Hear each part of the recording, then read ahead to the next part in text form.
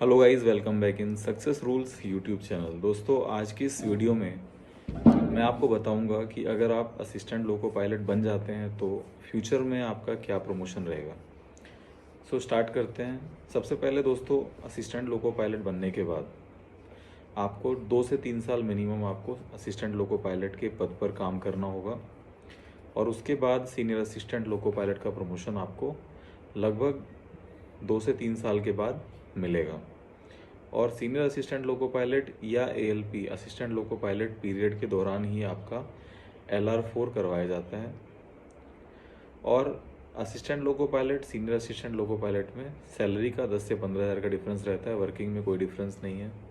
It depends कि आपके division में जो लॉबी है वहाँ पे एक्सप्रेस वर्किंग ज़्यादा है या गुड्स वर्किंग ज़्यादा है, तो उसके हिसाब से आपसे काम कराया जाएगा। Generally senior assistant loco pilot से एक्सप्रेस वर्किंग ही कराया जाता है।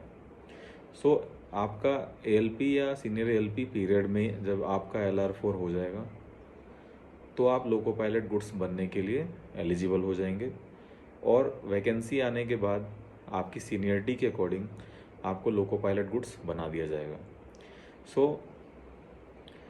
उसके बाद लोको पायलट गुड्स बनने के बाद आप फुल टाइम आप गुड्स में ही काम करेंगे। पोजीशन के ऊपर डिपेंड करता है कि अगर आपके डिपो में कोचिंग गाड़ियाँ यानी कि एक्सप्रेस गाड़ियाँ ज़्यादा हैं तो आपसे गुड्स लोको पायलट रहते हुए भी एक्सप्रेस पैसेंजर वर्किंग कराया जाता है, जो सीनियरिटी के हिसाब से होता है। और LPG बनने के बाद, लोको पायलट गुड्स बनने के बाद आपको PPT ट्रेनिंग कराया जाता है, जो कि पैसेंजर प्रमोशन ट्रेनिंग होता है।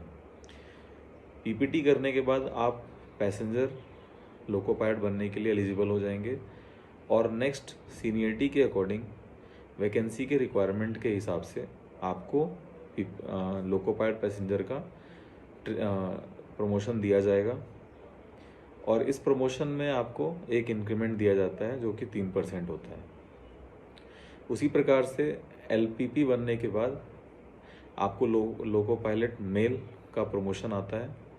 Loco pilot mail permanent express working के लिए होते हैं और लोको पायलट मेल बनने के बाद आपको एक 3% का ही इंक्रीमेंट फिर से दिया जाएगा।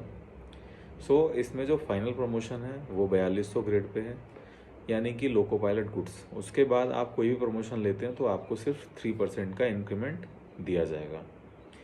अब दोस्तों, बात करेंगे इसके आगे क्या होता है। तो आप जब लोको पायलट गुड्स या LPP यानी कि लोको पायलट पैसेंजर या लोको पायलट मेल रहते हुए अगर आप 5 साल पूरा कर लेते हैं, यानी कि 4200 ग्रेड पे में अगर आप 5 साल पूरा कर लेते हैं तो आप क्लास 2 गेस्टेड ऑफिसर पोस्ट के लिए एलिजिबल हो जाते हैं। आप वो फॉर्म डिपार्टमेंटल अप्लाई कर सकते हैं, जिसका प्रमोशन लास्ट में एक IAS ऑफिसर के इक्विवेलेंट हो जाता है। ये एक एस्पेक्ट है। दूसरा, लोको पायलट रहने के बाद हर डिवीज़न हर जोन में रूल डिफरेंट होता है। कहीं पे 75,000 किलोमीटर है,